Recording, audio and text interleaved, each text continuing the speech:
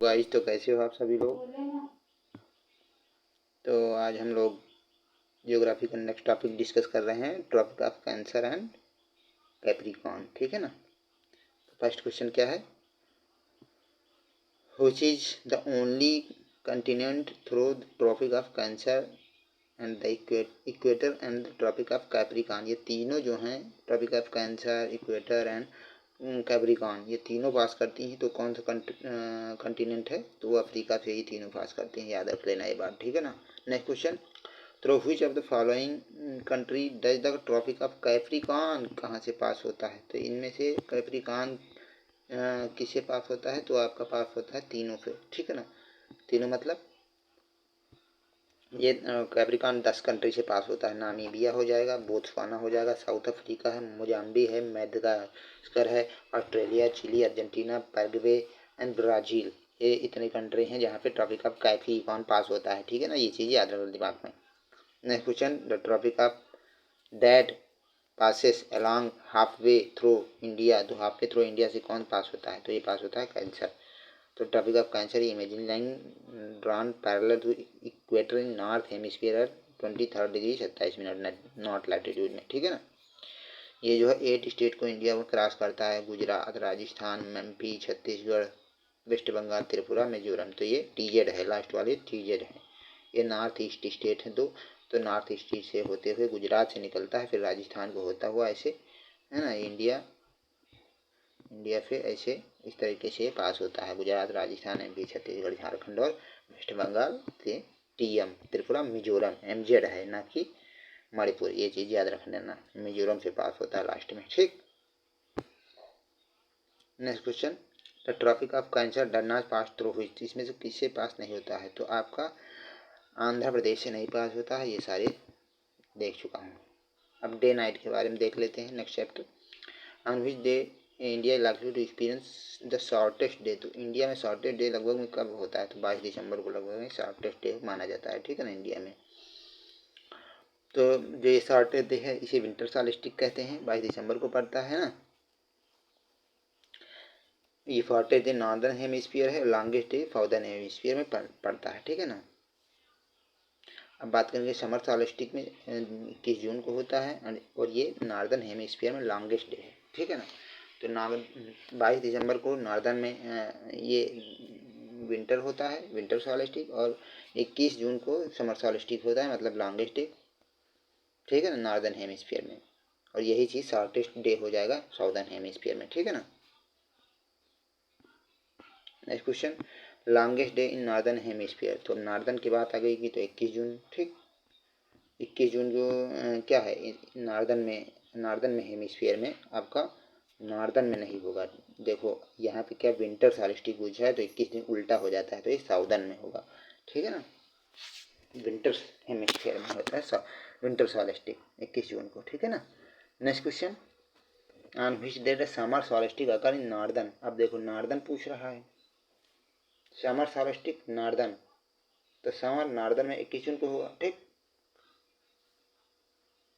है ना। और अगर यहाँ पे क्या हो जाता है साउदर्न, तो यहाँ पे हो जाता है विंटर 21 को ही विंटर सॉल्स्टिस होगा साउथर्न में। ठीक, ऐसे याद रखो। Next question, where is the duration of day and night are almost equal. तो कब, तो एट इक्वेटर पे डे नाइट लगभग में इक्वल होते हैं अर्थ पे। ठीक है ना। अब बात करेंगे tide ebb. Tide are caused by, तो tide sun moon and other planet, sun और मून के कारण होता है केवल। टाइड किसके कारण होता है, सन और मून के कारण पुल जो होता है। Tide are caused by gravitational pull of the moon and the sun. ठीक है ना, ग्रेविटेशनल पुल के कारण होता है। High tide and low tide are mainly caused by the moon. ठीक, तो बस इतना याद रखो। वो ज़्यादा periodic rise and fall of sea water, तो ये पीरियाडिक राइज टाइड को कहते हैं, उठना और जाना। ठीक है ना। और ये जो है टाइड जो है, it noteworthy that due to rotation of earth tide occur twice in 24 hour. At 24 hour में 2 बार होता है। ठीक है ना, समझ गए।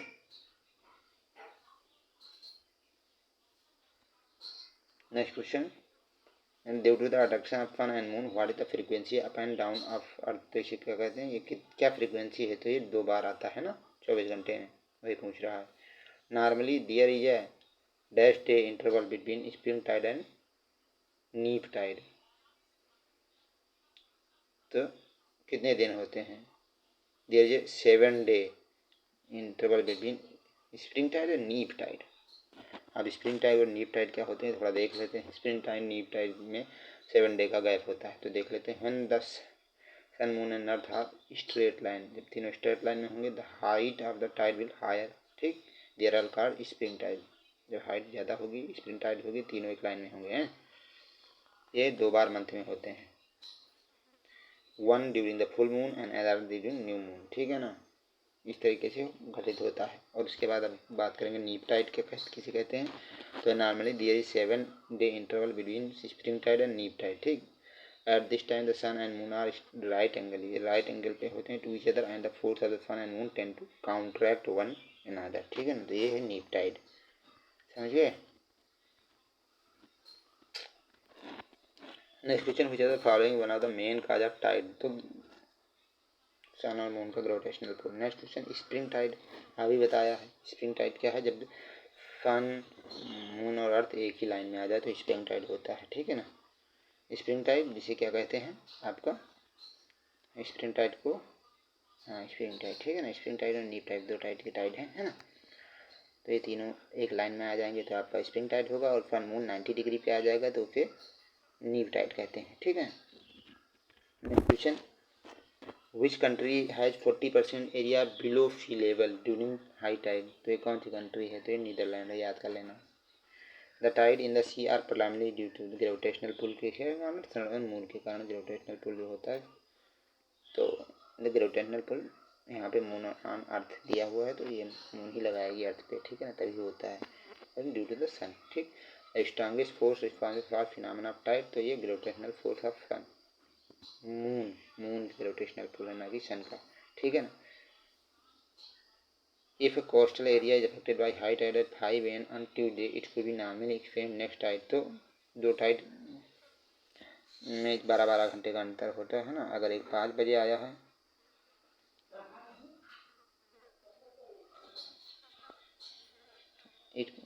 अगर एक 5 बजे आया है ट्यूसडे को, नेक्स्ट 5 PM पे आएगा लगभग में, मतलब वही बात है 12 घंटे बाद आता है। शाम को सुबह आया तो शाम को बाद, क्योंकि 24 घंटे में 2 आते हैं, तो ये यहाँ पे आपका उसी दिन आएगा।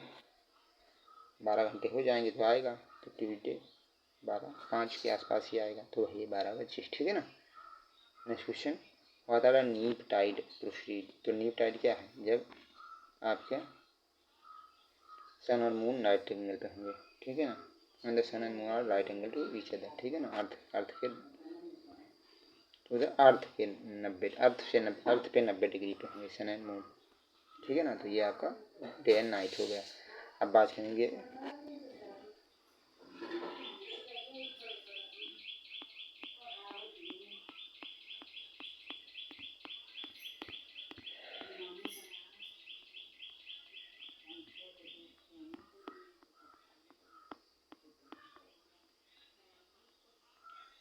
अच्छा, तो अब नेक्स्ट क्वेश्चन, नेक्स्ट हम रॉक की बात करेंगे, है ना।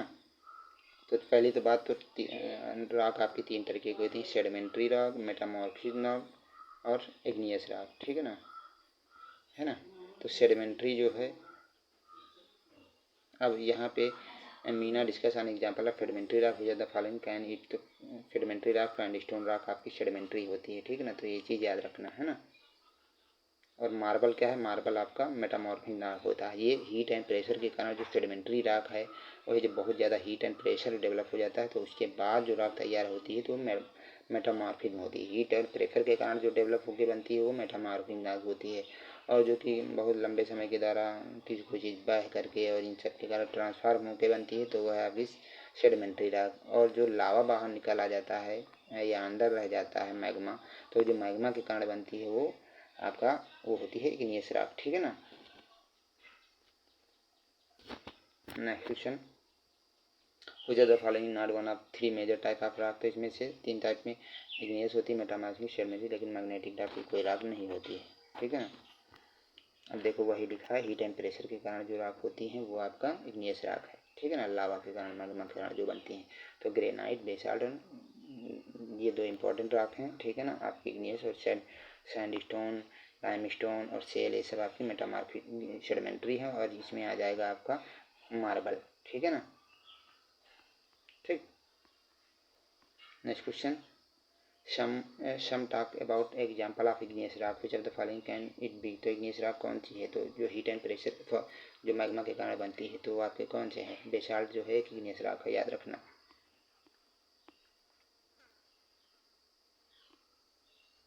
igneous rock भी 3 तरीके की होती है, ठीक है ना। तो जो बाहर आ जाती है बिल्कुल, जो सरफेस पे बनती है उसे एक्सट्रूजिव रॉक कहते हैं, एक्सट्रूजिव। और जो अंदर रह जाती है अर्थ सरफेस के उसे इंट्रूजिव कहते हैं। अभी इंट्रूजिव में भी 2 तरीके की होती हैं, हाइपा बेसल रॉक, ठीक है ना, और इंट्रूजिव सबसे नीचे जो बनती है हाइपा बेसल, ठीक है ना, वो होती हैं। Next question, the impression of the body part of dead insect are harden mud is example of. तो ये फॉसल्स कहते हैं जो डेड हो जाते हैं, ठीक है ना, फॉसल फ्यूल होते हैं डेड। मुझे the following type of rock are form by the lithification process. तो लिथिफिकेशन मतलब एक के बाद दूसरे के बाद ऐसे परत चढ़ती जाती है, तो इसे लिथिफिकेशन कहते हैं। तो ये टाइम के साथ साथ बनती है, तो इसे कहते हैं सेडिमेंट्री रॉक, ठीक है ना, याद रख लेना। जब द फॉलोइंग है कोर्स ग्रेन इग्नियस रॉक। तो कोर्स ग्रेन का मतलब जो अंदर ही रहे भाई, जो फाइन होंगे वो बाहर निकल आएंगे आपके लावा के साथ, तो ऊपर बनेगी, तो बेफाल्ट हो जाएगी आपकी फाइन। और अंदर ही जो रह जाएंगे जो कोर्स, क्योंकि वजन है तो बाहर नहीं लावा के साथ आ जाएंगे। कोर्स मतलब बड़े, थोड़ा बड़ा साइज के पार्टिकल, तो नीचे ही बैठे रह जाएंगे, तो ये कोर्स ग्रेन रॉक होती। तो ये इसमें आ जाता है आपका ग्रेनाइट, ठीक है ना, ग्रेनाइट ही कोर्स ग्रेन रॉक है। तो ये आपका ग्रेनाइट एग्जाम्पल याद रखना। और ये जो है बेसाल्ट एक आप फाइन ग्रेन है, ठीक है ना, याद रख देना। Identify the element that is most prolific in the crust of the earth. तो क्रस्ट ऑफ अर्थ में सबसे ज़्यादा क्या होता है, तो आपका ऑक्सीजन ही पाया जाता है 46%, कल भी बताया था। उसके बाद दूसरे नंबर पे आपका सिलिका है, फिर एल्युमिनियम है, तो ये फिर आयरन होगा। तो सिलिका, एल्युमिनियम, ए 46, ए 27 है, 8% लगभग।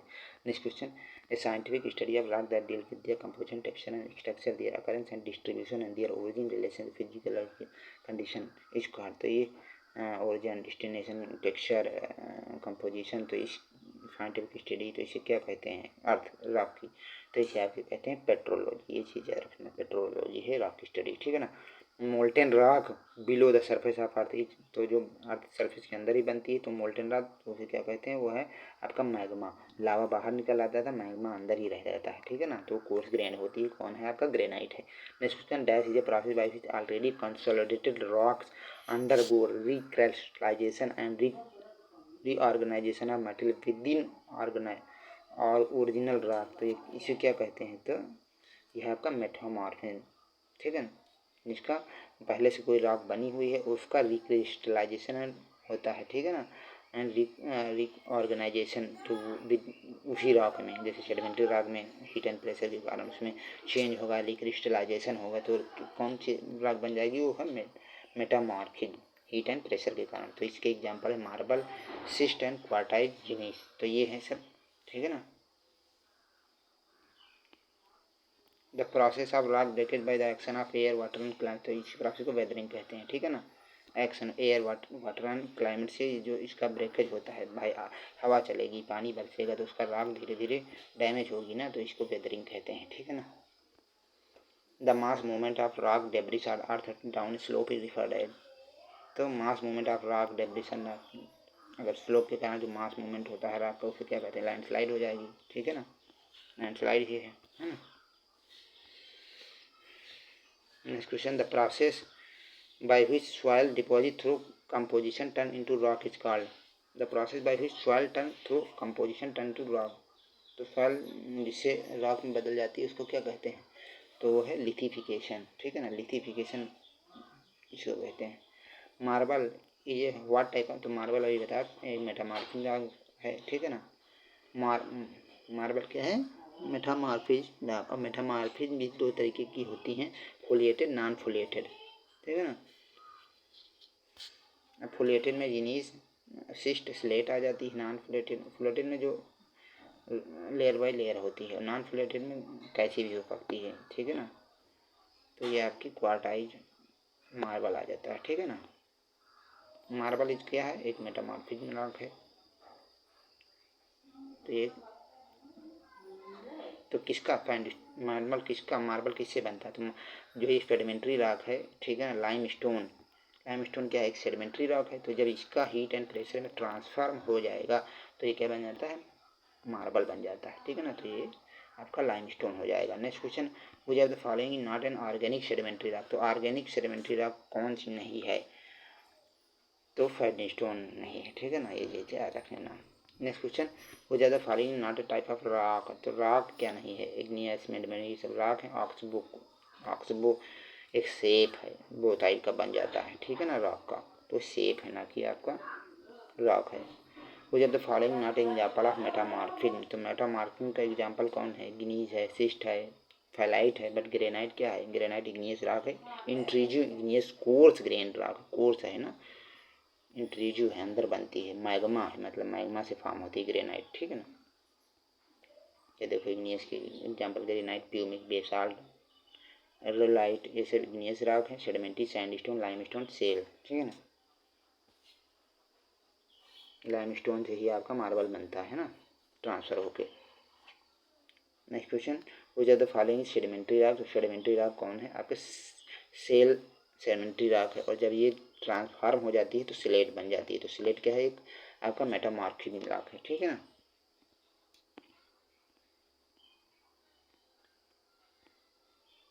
क्वेश्चन हो जाता फॉलोइंग नॉट इग्नियस रॉक। तो इग्नियस रॉक कौन सी नहीं है, तो बेसाल्ट, आपका ग्रेनाइट, गैब्रो, ये सब इग्नियस रॉक हैं। डोलोमाइट रॉक इग्नियस रॉक नहीं है, ठीक है ना, याद रख लेना। डोलोमाइट क्या है, एक सेडिमेंट्री रॉक है ना। जियोलाइट क्या है, जियोलाइट एक hydrated sodium aluminate silicate zeolite है, ठीक है ना। इसे नाम याद रख लेना बस। Next question, when granite rock get metamorphism from the granite का मेटामॉर्फिज्म होता है, मतलब इग्नियस रॉक भी ग्रेनाइट वो बन सकती है आपकी मेटामॉर्फिज्म, ठीक है, हीट एंड प्रेशर में चेंज होकर ग्रेनाइट भी आपकी बन जाती है मेटामॉर्फिज्म। सेडिमेंट्री भी बनती है, ग्रेनाइट भी बनती है। तो जब ग्रेनाइट करें, इग्नियस भी बनती है, सेडिमेंट्री भी बनती है, क्या, मेटामॉर्फिज्म ट्रांसफॉर्म होके।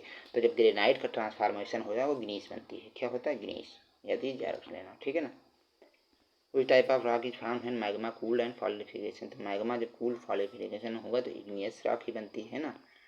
Next question, rock that are form by cooling of magma. तो मैग्मा के कूलिंग से कौन सी रॉक बनेगी, अपना ठंडा होके, तो इग्नियस रॉक बनती है। मैग्मा अंदर बहुत ज़्यादा मैग्मा बन जाता है, लावा, है ना। नेक्स्ट क्वेश्चन, लावा ऊपर आ जाता है, मैग्मा अंदर ही रह जाता है अर्थ के। कुछ one of the following not a metamorphic rock. तो मेटामॉर्फिक कौन सी नहीं है, तो लाइमस्टोन से मार्बल बनता है, तो ये सेडिमेंट्री रॉक है, बाकी है ना। वैसे इसमें तो सैंडस्टोन भी सेडिमेंट्री रॉक है, तो ये दोनों ऑप्शन जो है गलत है, नहीं है। तो ये क्वेश्चन वैसे देखा जाए तो गलत है, ठीक है ना, इसमें दो ऑप्शन सही होंगे। मुझे तो फॉलोइंग इग्नियस रॉक। तो इग्नियस रॉक कौन सी है, इग्नियस ग्रेनाइट आपकी इग्नियस रॉक होती है ना। बार बार वही क्वेश्चन आ रहा है, जो ग्रेनाइट दिमाग में रखना, इग्नियस रॉक है, ग्रेनाइट है ना।